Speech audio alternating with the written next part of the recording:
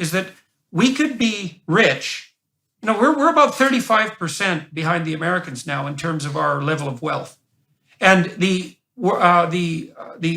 economic foreseers, I don't remember which group, but it was a reputable group, estimated that of the G20 countries, Canada would have the lowest economic growth for the next 4 decades, by which time we should be 50% or 75% behind the Americans. When instead, imagine what we have in front of us.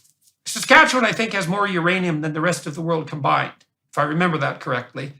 We have almost inexhaustible oil and gas reserves, despite what people think. Natural gas is extremely clean compared to the alternatives, particularly coal.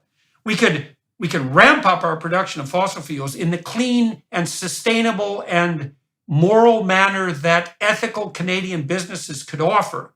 We could make ourselves rich and make our lives abundant for our children while doing so. We could provide that energy to China so that they could be less reliant on coal, and to Europe so that the Europeans would have a diversified energy supply at a much lower cost, and so we could make poor people rich around the world by doing so. We could increase geopolitical stability massively by differentiating our energy supplies, and the net consequence for the environment by the environmental standards would be beneficial compared to the alternative, which is, well, we'll destabilize things so rapidly like we did in Sri Lanka that we're going to throw people into poverty and blow the whole system of international trade, which is bloody well what we're risking right now in places like Europe. It'll be a miracle if the European Union even survives, as far as I can tell, the next year.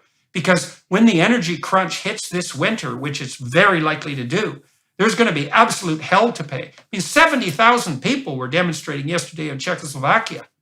So we're playing with fire, and it is this bloody virtue signaling that says, well, of course I care about the environment. And so it's time to put the forcible clamps down on the access that poor people have to energy, as if that's going to do anything whatsoever except make a bad situation worse on every possible front. Another sacred cow that we're attacking, and that's going to be of interest for Canadians outside of Quebec, is healthcare, because that's another thing that the virtue signaling is very, very important.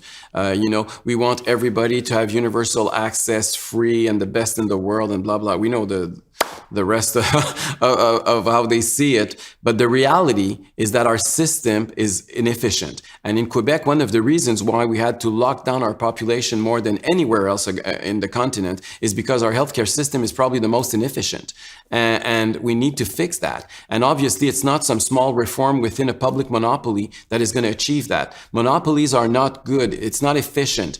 And we need to open up, we need to increase, we need to have competition, we need to decentralize. And unfortunately, the centrally planned system that we have right now is not good. Quebecers are spending $1 billion every single week in a system that couldn't handle 200 or 300 patients in intensive healthcare.